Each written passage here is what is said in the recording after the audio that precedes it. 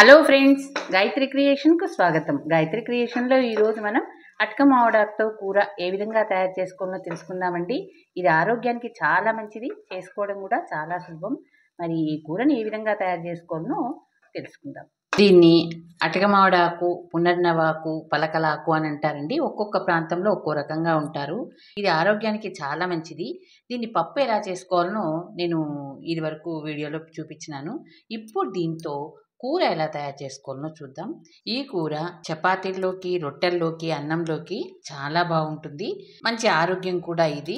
ముందుగా ఈ పునర్నవాకు, పలకలాకును తీసుకొని శుభ్రంగా కడగాలి. ఇట్లా మట్టి ఎక్కువ ఉంటుంది, శుభ్రంగా కడిగి సన్న సన్నగా ముక్కలుగా తరిగి పెట్టుకోవాలి. అటక మామిడాకును శుభ్రంగా కడిగి ఈ విధంగా చిన్న చిన్న ముక్కలుగా తరిగి పెట్టుకొని ఉండాలండి. ఉల్లిగడ్డలు ఒక ఉల్లిగడ్డ ఇలా పొడుగా తరిగి పెట్టుకోవాలి. ఒక్క టమాటా, బాగా పండినట్టు టమాటాను ఈ విధంగా సన్న ముక్కలు తరిగి పెట్టుకోవాలి. ఇప్పుడు ఈ కూరను ఎలా తయారు చేయాలనో చూద్దాం. స్టవ్ వెలిగించుకొని బాణల్ని పెట్టుకుందాం. 3 స్పూన్ల నూనెను వేసుకుందాం. నూనె బాగా కాగిందండి. 1/2 స్పూను ఆవాలను వేసుకుందాం. 1 స్పూను శనగపప్పును వేసుకుందాం. 1 స్పూను ఉద్దిపప్పును వేసుకుందాం. తిరువాత గింజలన్నీ బాగా చిటపట అంటున్నాయండి. సన్నగా తరిగి పెట్టుకున్నటువంటి 3 పచ్చిమిరపకాయలు వేసేద్దాం. పొడుగుగా తరిగి పెట్టుకున్నటువంటి ఉల్లిగడ్డలను వేసేద్దాం. బాగా పండినటువంటి ఒక టమాటాను ఇలా సన్నగా తరిగి పెట్టుకుండాలండి. ఇది కూడా వేసేద్దాం. ఇవి బాగా మగ్గడానికి ఒక 1/2 స్పూను ఉప్పును వేసుకుందాం. వీటినంతా బాగా కలిపేసి ఒక 1/2 స్పూను పసుపును వేసుకుందాం. 2 రెమ్మల కరివేపాకును వేసుకుందాం. దీన్నంతా కాసేపు మగ్గనిద్దాం. ఇలా అంటే చితికిపోవాలండి, అదే మనకు గుర్తు. ఇదంతా బాగా మగ్గిందండి. సన్నగా తరిగి పెట్టుకున్నటువంటి అటక మామిడాకును ఇందులో వేసేద్దాం. ఈ ఆకు మగ్గడానికి ఎక్కువ టైం తీసుకోదు.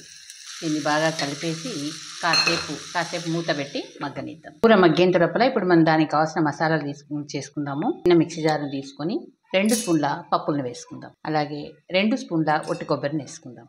మనం ఆల్రెడీ పచ్చిమిరపకాయలు వేసినాం కాబట్టి 1/2 స్పూను ఒట్టి కారాన్ని వేసుకుందాం. కారం అనేది మీ టేస్ట్ని బట్టి వేసుకోండి.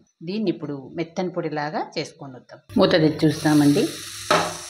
ఈ విధంగా ఆకంతా దగ్గరకు వచ్చేసి బాగా మగ్గిపోయింది. ఇది మగ్గడానికి ఎక్కువ టైం కూడా పట్టదండి. ఇప్పుడు మనం మిక్సీ పట్టుకుని వచ్చినటువంటి ఈ పొడిని ఇందులో వేసేద్దాం. ఒక 2 స్పూన్ల ఈ పొడిని వేసేద్దాం. మగ్గేటప్పుడు మనం ఉప్పును వేసినాం.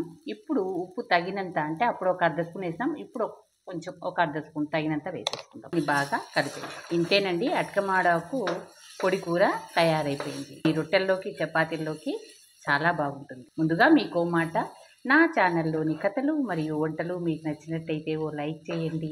మీ బంధువులకు, స్నేహితులకు, తెలిసిన వాళ్ళకు షేర్ చేయండి. మరిన్ని టేస్టీ వంటల కోసం, మరిన్ని మంచి మంచి కథల కోసం గాయత్రి క్రియేషన్ను సబ్స్క్రైబ్ చేసి స్టవ్ ఆఫ్ చేసేసి కొద్దిగా కొత్తిమీరను వేసి మనము సర్వింగ్ బౌల్లోకి తీసుకోవడం. కొద్దిగా కొత్తిమీరను వేసి బాగా కలిపేసి దీన్ని ఇప్పుడు మనం సర్వింగ్ బౌల్లోకి తీసుకుంటాం.